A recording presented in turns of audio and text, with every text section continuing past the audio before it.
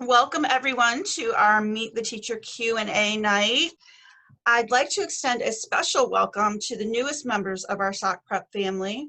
I won't call you out by name, I promise, but we have 15 new students, 2 of whom are returning. They're returning after just a short time away. So welcome to your new SOC Prep home. Next, I'd like to extend a huge thank you to all of you who have reached out to us this summer with your incredible support and encouragement and kind words regarding all of our efforts to get us back to school next week. It means so much to us that you're able to see the time and effort and genuine love that we have put into all of our plans and preparations. And despite all that, is our plan perfect? No plan is perfect. That's right, Doug. There are definitely going to be glitches here and there with the technology, with schedules, with procedures, with probably everything at some point or another.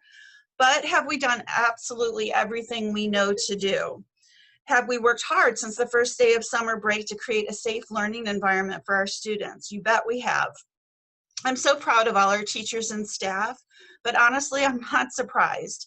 They always pour 500% into everything they do, and this has been no exception. We truly have the best team, and they truly love your children. So let's get to it. I know that some of you have chosen a completely online virtual path with SOC Prep Live, some a complete face-to-face option here in person at the building, and some a hybrid of both, where you'll be on campus Monday, Wednesday, Friday, and online from home on Tuesdays and Thursdays. But because your choice might change after first quarter, I hope that everyone will take note of this information. Many of you have shared with us that your first concern, of course, is for the health and safety of your child, which is ours as well. Because of that, you want to know what procedures we have in place if someone at school tests positive for COVID. First and foremost, let me say that the details of what happens at that point are going to be dependent upon each unique situation. That being said, however, let me walk it through as best I can. If a student or staff member is at school and complains of not feeling well and exhibits some of the common symptoms of COVID, we'll send the staff member home, we'll isolate the student, and call the parents to come pick them up. We'll ask that the person, the staff member or the student, be tested for COVID and not return to school until they have a negative result. If a student or staff member tests positive and lets us know immediately upon being notified, we will send everyone home at school that day and switch to a remote learning method beginning the next school day. We'll notify the Seminole County Health Department of the positive test result, and we're required at that time to provide the name of the person testing positive. The health department will work with us on contact tracing and will be required to provide the names of those individuals as well. Everyone reported to the health department can expect to receive a call from them soon after. Everyone that they identify as having contact will also be required to get tested, and we'll work closely with them on the next steps and on a time frame for reopening the school. We'll continue in a remote learning mode until the health department clears us to reopen. If someone in the kind of last scenario that we're looking at here, if someone in the house of a student or staff member tests positive, or there's been sustained close contact with somebody who's tested positive, that student or staff member will remain home and get tested themselves. We'll notify the health department and follow the directions that they provide to us at that point. What I want you to be rest assured is that at no time in any of these scenarios will the name of the child or the staff member involved be disclosed by a Socrates staff member to anyone other than the health department officials. So please know that your privacy is also at the top of our mind during any of these scenarios. You can find more detailed information about all of this in the ICP, the Instructional Continuity Plan that I emailed to you a few weeks ago. Okay, so let's talk a little bit about the first week of school and what to expect. But before that, I'm actually going to remind you to do something before you even get to school on Monday, and that's to check your student's temperature at home and be sure that they're not exhibiting any concerning symptoms. Be sure to talk with your child, if you haven't already, about the best hygiene practices, coughing or sneezing into a tissue or into the crook of their arm, washing their hands or using sanitizer frequently, keeping at 6 feet distance from others, not touching their faces, and wearing masks, of course. Hopefully they've been getting used to wearing a mask for longer periods of time over the summer so it won't feel too out of the ordinary next week. One other thing that I'd like to ask you for before the first day of school, if you have purchased community supplies for the school, and these are not the individual supplies that your students will be using, but this is the tissues, the disinfecting wipes, the hand sanitizer, and cardstock. I think we just asked for those 4 things.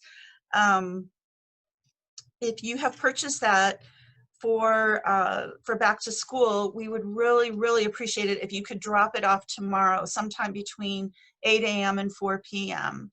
The reason for that is we don't want you bringing them on the first couple of days of school, just because there's going to be so much going on, and we're going to be trying to really work on our arrival procedures and getting everyone where they need to be. And so we just are not wanting the distraction of, having to sort out supplies and that kind of thing. We want you to have your students' individual supplies in their backpacks.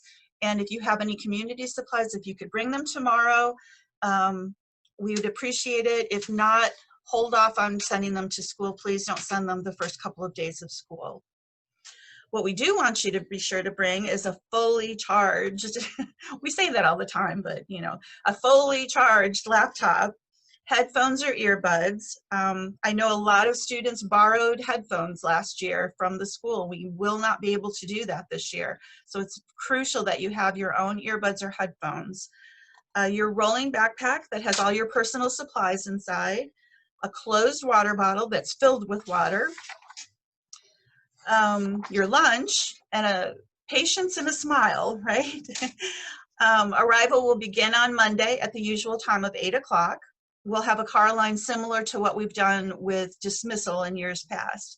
You'll stay in your car, you'll pull forward to the orange cone, and our newest teacher, Miss Sarah, smile and wave, will be there to welcome your child, who will leave the car, exit the car wearing their mask, and wait while she takes their temperature. And if everything is okay, then mom or dad, you're free to go, and the student will head inside to their classroom.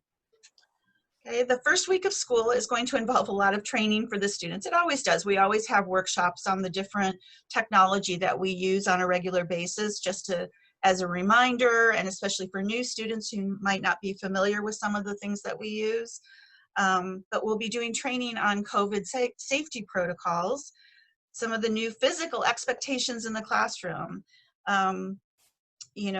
Things like sharpening your pencil and getting a tissue and going to the bathroom and filling your water bottle. Things are going to have to be done a little bit differently this year, handled a little bit differently this year. So we'll talk about some of those things. You'll get some training on maneuvering through some of the new technology and platforms that we have for our curriculum. The Google suite of applications always is huge, and our teachers are like, they've lost their minds this summer on Google and all the really cool Bitmoji things that are out there that they've been able to do. Hopefully you guys saw the Meet the Teacher slides or the presentation yesterday and or this morning, and saw some of the cool things that they've been learning how to do. I'm totally jealous because I haven't had time to play with it, but they're definitely gurus now. And we'll get a little bit of training with Live School as well. Most of the training is going to be really engaging. It's going to be done in really unique, fun ways, and I know the students will really enjoy that. And as I said, there's been lots of craziness with the Google Bitmoji stuff, so you'll stay tuned for that. There'll be more of that to come with the students involved. Speaking of training, parents, on Tuesday night, beginning at 6 o'clock, if you're interested and getting trained yourself on some of the applications, Google Apps, on Zoom, ThinkWave, Live School, if you want to get a little more information on those things, we'll be holding parent training Tuesday night at 6 o'clock. I'll be sending some more information out tomorrow about that, so you can be on the lookout. You'll also, in that email, you'll get some more information with Zoom links for the first couple of days of the school activities, because it's not going to be a regular school day. We'll be setting up Zoom meetings that the students, especially our online students, will need to have that information to call into or link into for those first couple of days. So I'll be sending that in an email tomorrow. Monday and Tuesday are going to be heavy on the training. Wednesday and Thursday will be mostly academics as usual. And then Friday is going to allow us all to wind down a bit with everyone getting sorted into their live schoolhouses. Our theme this year is valor, courage in the face of danger. And our houses reflect that. Students will be sorted into the houses of the knights, the samurais, the Jedis, and the Valkyries.